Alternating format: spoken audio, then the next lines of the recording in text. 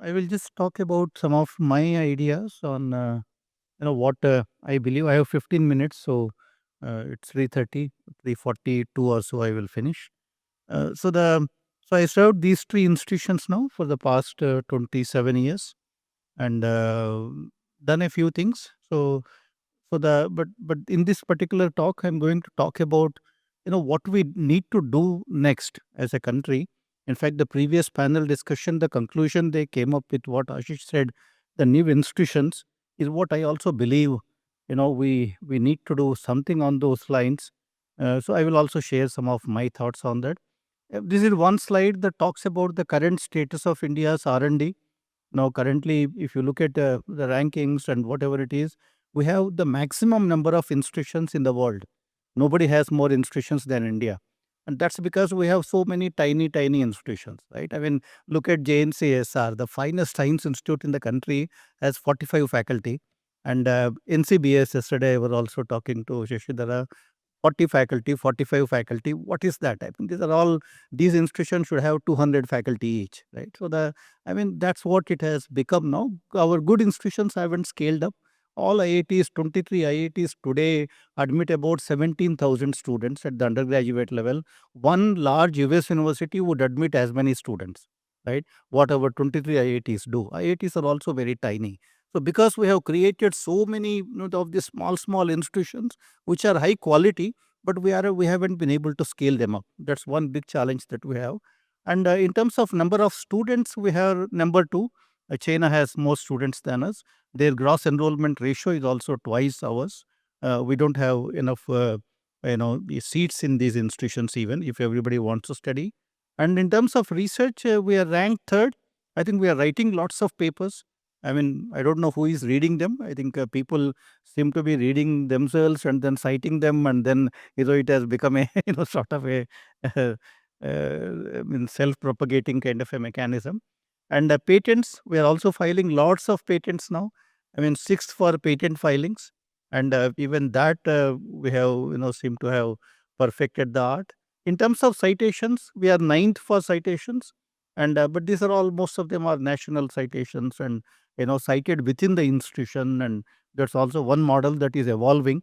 I write a paper, 10 of my colleagues in the institute will cite it, so that way my H index will go up and everybody's H index will go up. I think that is a kind of a model that we seem to have discovered now, and so which is what is happening in many institutions. But the real problems start from here. Even after this point will come real money, right?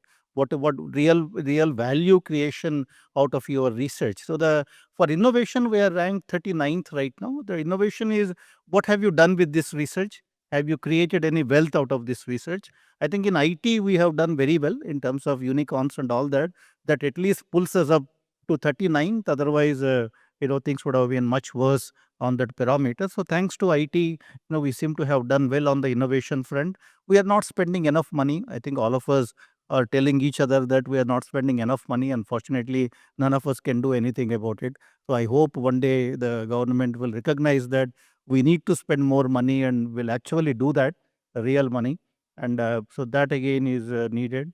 And we don't have enough scientists. India is a large country. We have just about 280 scientists per million population. Just 280. China has 2,000. America has 4,500 scientists per million population. We just don't have enough people in any area. I can count on my fingers how many scientists we have, how many great people, how many people are doing research at the international kind of a standard, right? There's 10 people in every area, nothing more than that. At least in my area, 10 is all what I can count right now. And academia industry, hardly anybody is collaborating with anyone. There may be some sporadic kind of things that might have happened, but 86th, this is the world report, which also ranked it as 39th. That report is a 100-page document. If you go into those details, you actually find a lot of this data in the same document. And so 86th for academia industry collaborations. We were 81st previously. Now we have gone down to 86th. I think things have actually become worse on that. And we are writing papers, but I think China and US are way ahead. And but it's not that government is not spending money. Even our industry is not spending money. The total money R&D investment by Indian industry for their own research. It's not that we're asking them to give money to us. Their own research investments in their own industries are 0.2% of GDP. I think that's a big problem. And that's the reason why, no new technology or product comes out of our industries. In comparison, US, right, such a large economy, 2.7% of GDP is spent by industry on R&D. South Korea 3.9%, and even United Kingdom, is 2.1%. I think this is something that needs to change. I think this is the current status of India's, R&D ecosystem and innovation ecosystem. And I think the pointers are very clear, right? We need to, improve academia industry collaborations. I think that will require a major policy push, and we need to spend more money, right? And I think we need to scale up our institutions. The good institutions need to be able to hire more faculty, and which again is something that needs to happen at some point. Otherwise, all this, there will always be some excellence here and there, but excellence will not become a norm, and you don't see too many people at the level that you see in the audience today. I think this is what is required right now, and we are writing lots of papers without spending money, without investments. I think India ranks number one today officially in terms of per dollar spent, how many papers you can write. Nobody can write more papers than us, and we are better than China when it comes to that. That's the only parameter where we can even beat China. So this is India's R&D status right now. So how do we, improve on some of these parameters? That's the question that all of us need to ask ourselves, because all this Viksit Bharat, all this Bharat is, all that we are talking about is not going to happen unless we invest in science and the translation of science. Like I said, we are also doing very well in patents, sixth in the world when it comes to patenting, right? And but again, I look very often, whenever I go to ministry, right? When I was in IIT Delhi, the ministry guy says you should file patents, and you should earn revenue, license these patents to industries, get money out of them, and run your institute, right? That's how there is a myth going around that if you file patents, you earn more money, right? There is actually nothing like that. I mean, which two institutions in the world you think can make maximum money out of their patenting? Stanford, MIT. Let us say the two best institutions in that space. You can actually go and check how much money Stanford earned last year out of patent licensing. By filing a patent, licensing it to an industry writing a check in the name of Stanford, how much money you think Stanford made out of that? 0.66% of their total revenue came out of IP licensing, just 0.66%. MIT earned 0.86% in the same year, right? That's not much. You cannot run an institute by filing patents and earning money out of it. So I think the only people who make money out of patenting are actually the lawyers. Nobody else makes money out of patenting, right? So that now what do we do next? But why do we still file patents, which is very important? The same Stanford, if you look at, right, by leveraging the patents that they have done, the startups that have come out of Stanford, right, the industries which have made use of the technologies that are developed at Stanford, the total $3 trillion is the value created by Stanford out of these startups, right? And all these startups, when you do a technology startup without IP, there is actually no startup, right? So that is where the real value lies. If you file a patent, nobody is going to come write a $1 million check and take that patent. That might happen once in a as rarely as you land on moon, but otherwise that is not a day-to-day kind of a phenomenon. The real value lies in encouraging or rather creating that ecosystem where startups flourish out of these IP, and then the industries come and collaborate with you, use that IP to develop new products, or the patents that you file jointly with industries. These are the ones which eventually see the light of the day. So without creating the deep tech startup ecosystem, without creating that academia industry collaborations, otherwise patents will have no meaning at all. We need to file patents because so that others will not come and sue us, which is okay. But if the patent never sees light of the day, it's actually a bullet in your CV, which is good for promotions and things like that. So that is exactly what is the real story of the patenting, right? So therefore, to generate any value out of research, to generate any value of IP, right, you need to create that ecosystem where for the deep tech startups to come up, and also for academia industry to collaborate. These two are very primary in order to do anything out of whatever we do in the academia. So bridging that gap is important between academia and industry, and that is where I will also come to these are the 7 P's. I just thinking I did not try to force that P there.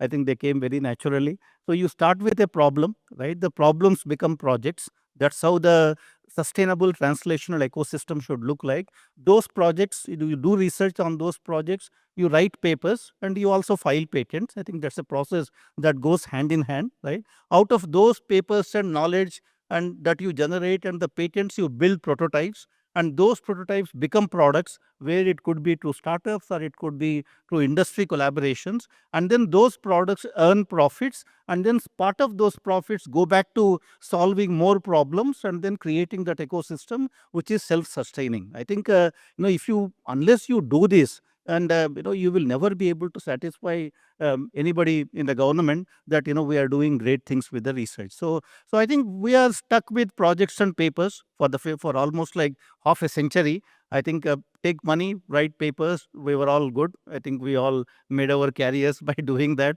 And once somebody said, you need to file patents, we even did that.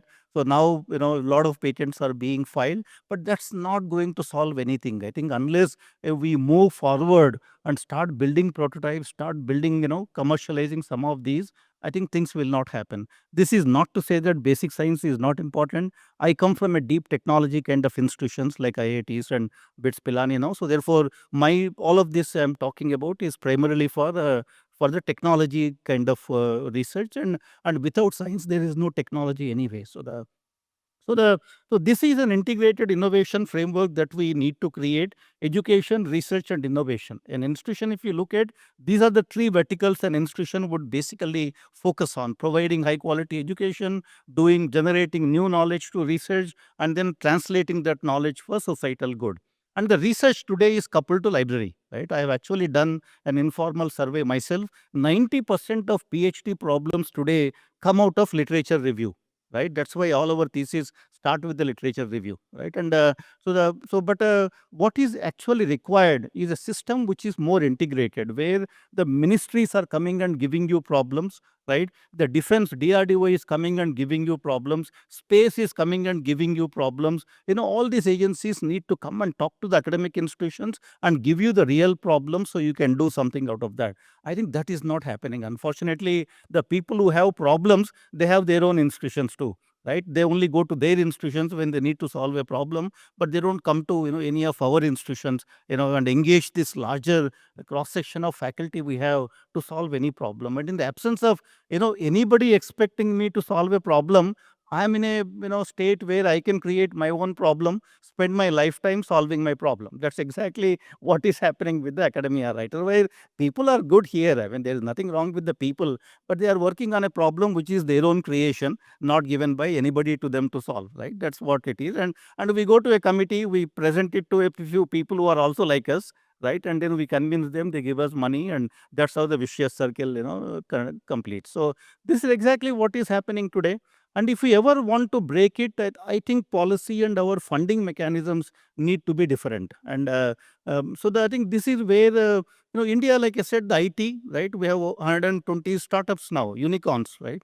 I mean, these are all doing very well. But what are these unicorns? I actually did a survey on all of them. Less than 5% of them are based on an IP, an intellectual property. Less than 5%. Just about 4 of them are actually based on a deep IP, and based on which they built a company and which became a unicorn. The rest of them are aggregation models. Somebody is aggregating restaurants, somebody is aggregating taxis, somebody is aggregating dobbies, somebody is aggregating carpenters. I think these are the kinds of unicorns that we have created out of that, which is good. They have at least created some jobs for some people, but that's not going to transform India or make India a Vikasit Bharat, right? I think the real innovation is in creating wealth, solving problems through deep technologies, and that has to happen out of academic institutions, because any technology platform, right, it has to have deep research behind that.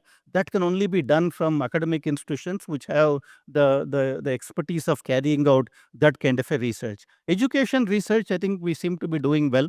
at least in whatever numbers that we have. But innovation is where we seem to be lagging right now, in even our top institutions, right?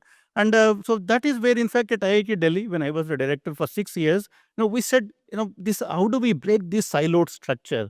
I can tell you the simplest way to break the siloed structure is, induce faculty with some money. The only thing I did at IIT Delhi, we created a program called FIRP, Faculty Interdisciplinary Research Program, research projects, where we said a faculty member from electrical collaborating with somebody in biosciences, each of them will get 5 lakh rupees each. Just 5 lakhs here, 5 lakhs there. If of course they have to write a project which is reviewed and which is done, all of that thing you do. But then once the project is approved, you give 5 lakh rupees to the electrical faculty member, 5 lakh rupees to the bioscience faculty member. You do it for 2 years, right? 5 lakhs, 20 lakhs is what you spend, with the condition that after 2 years, you have to go out and get funding from outside the agency, meaning you have to write a proposal to external agency out of what you have done using the institute money for those 20 lakh rupees. So your success is judged based on how much of external funding you brought,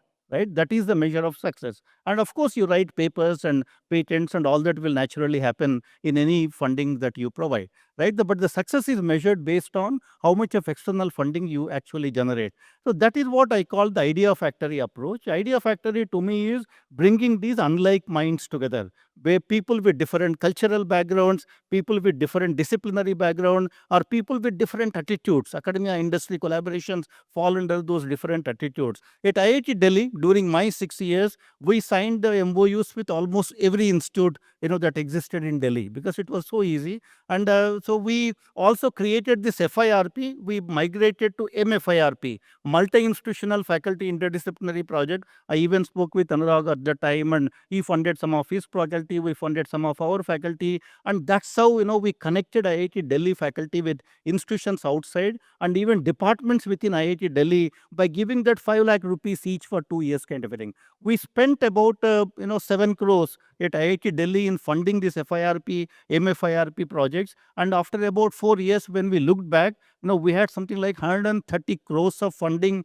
which came out of those FIRP projects. 7 crores of investment, 130 crores of returns, which came as external projects. IIT Delhi was doing something like 80, 90 crores in 2016 as sponsored funding. When I left, IIT Delhi was doing something like 400 crores per year of sponsored research funding. I think once you solve the problem of connecting people together, I can tell you they will solve many other problems too. I think to solve that problem of connecting people together, you need to invest money. I think that is where the DST, ANRF, all these mechanics, people need to start investing money in bringing people together, to solve some of these problems. And out of this research, we created many other ways to, take it to startups and all of that. So we did a lot of things. I have run out of time, so I will not get into that. But even during the COVID time, right, IIT Delhi, right, of course, we all complain about nothing much happening out of our institutions. But during the COVID time, in those 2 years of COVID,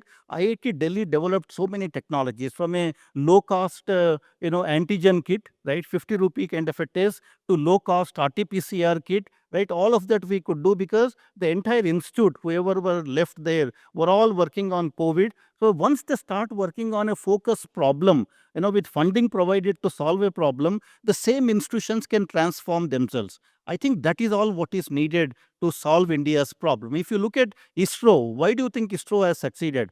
People have gone out of our same institutions and running ISRO, right? The only difference is in ISRO, whatever you may do, you need to finally put it into the satellite. Unless the satellite flies, you have done nothing, right? So therefore, India succeeded where clear goals are set. And because in academia, nobody is setting any goals for us, I think we tend to, just do whatever we think is important, and that is what is the problem with this. I think a grand challenge kind of an approach at the national level, I think posing the right kind of problems for academia, providing them funding to come together and solve a problem. I can tell you, these are the very simple things that we need to do, and India will be a very different country, in pretty soon. I mean, IIT Delhi 6 years, we saw 4x increase in funding. Lot of things happened within that, and it was a kind of a turbo progress kind of a thing. I think that's all what is needed, and there are a lot of technologies India is doing very well. But this is a slide I want to brief upon. There is a smile curve. right? I mean, India thinks that by creating manufacturing, we will do great, right? I mean, India will become Vikasit Bharat. It's not going to happen. There is a nice smile curve which you can actually see. It's a management theory. Where does the company make their money, right? Look at Apple, right? And Apple doesn't do any manufacturing. All manufacturing is done by Foxconn, right? So the how much what is the valuation of Foxconn? Foxconn valuation is about $60 billion, $70 billion. Apple valuation is 3 trillion US dollars. That's the difference. What does Apple do? Apple does the two extreme ends of that smile curve. They do concept, right? They do R&D, they do branding, they do marketing, and then they do the marketing and all of the last one, which is the sales and after sales service kind of a thing. I think by just focusing on those extreme corners is what Apple now becomes $3 trillion company. The guys who actually build Apple phones in Foxconn, they're $60 billion, kind of a valuation, and the lowest profit is always at the manufacturing level.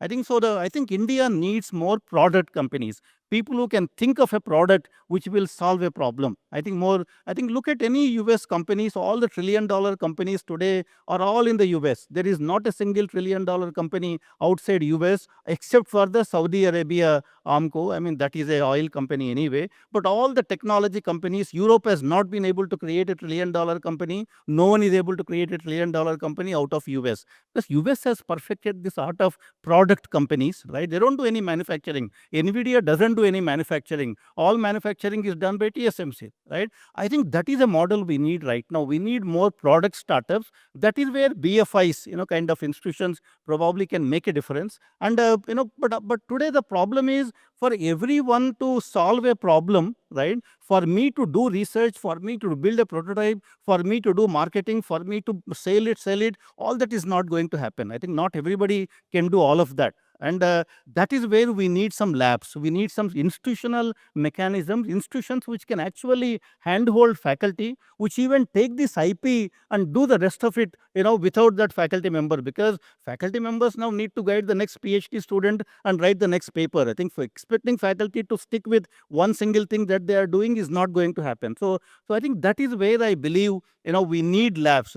For a better name, I just call them Naliwal Labs. But yesterday I saw that he's a very shy person. He may not want his name. I think he called them N Labs. That's okay. I think so. Whatever labs you want to call it, right? I think basically their goal needs to be to look at in academia what they are doing, what is IP getting filed, take some of that good IP, build prototypes and products out of that, and then bring it from TRL 3, 4 to TRL 7, 8, and after that you can start companies, or you can have industry to take it up. That mid gap is where we need labs right now, and CSIR ideally should have been doing that. But I think CSIR is like more like university than Naliwal Labs. So I think this is what is required right now, and this is how what this N Lab should be doing. It should be beyond an incubator. Incubator today is what you go there, you are given a chair, a table, some people, and nothing much, right? But I think we need there people who know how to do marketing, people who know how to do manufacturing, people who know how to build prototypes, people who know how to get certification, right? You build a product, where do I go to get the certification? Not every faculty member can figure it out, right? I took full 10 years to take my idea to market, but not everybody can spend 10 years in doing all of this. So I think we need one place where you, starting from IP, starting from TRL 2, 3 to TRL 7, 8 for select IPs, and then magic will happen. I think that is what India requires right now. Unless we create these institutional mechanisms, I think everybody struggling to do this is not a best way to go forward. And I hope someday we will actually do that. But I have a full proposal. But I think since you thought I'm only talking of translational research, I always talk about without deep science there is no technology.